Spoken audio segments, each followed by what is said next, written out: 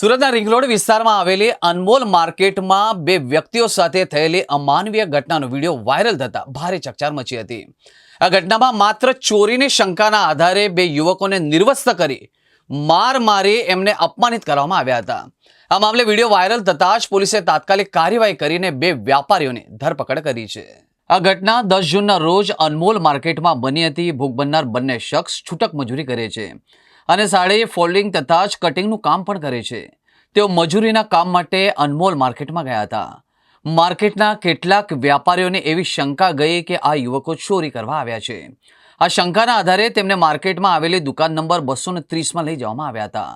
દુકાનમાં લઈ ગયા બાદ દુકાનના શટર પાડી દેવામાં આવ્યા અને ત્યારબાદ બંને યુવકોના કપડાં કઢાવી તેમને નિર્વસ્ત્ર કરવામાં આવ્યા હતા। એ સમયે તેમને અપમાનજનક શબ્દો બોલીને અપમાનિત પણ કરવામાં આવ્યા હતા અને એટલું જ નહીં, તેમને કાન પકડીને ઉઠક બેઠક પણ કરવામાં આવી હતી।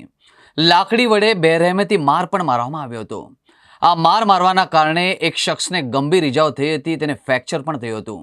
આ ઘટનાનો વિડીયો ત્યાં હાજર કેટલાક વ્યાપારીઓ દ્વારા બનાવવામાં આવ્યો હતો। ત્યારબાદ વાયરલ થયો હતો। વાયરલ થયેલા વિડીયોમાં જે દ્રશ્યો જોવા મળ્યા હતા એ અત્યંત હૃદયદાવક અને અમાનવીય છે। બંને યુવકોને નિર્વસ્ત્ર અવસ્થામાં ઊભા રાખીને દંડા વડે ફટકારવામાં આવી રહ્યા હતા। તેમને કાન પકડીને ઉઠક બેઠક કરવામાં આવી હતી અને અમે ચોર છીએ અને હવે પછી અમે માર્કેટમાં નહીં આવીએ એવા શબ્દો બોલવા માટે દબાણ પણ કરવામાં આવ્યું હતું। આ ઘટનાએ સુરત જેવા આર્થિક પાટનગર ગણાતા શહેરમાં કાયદો વ્યવસ્થાની સ્થિતિ પણ ગંભીર સવાલો ઊભા કરી રહી છે।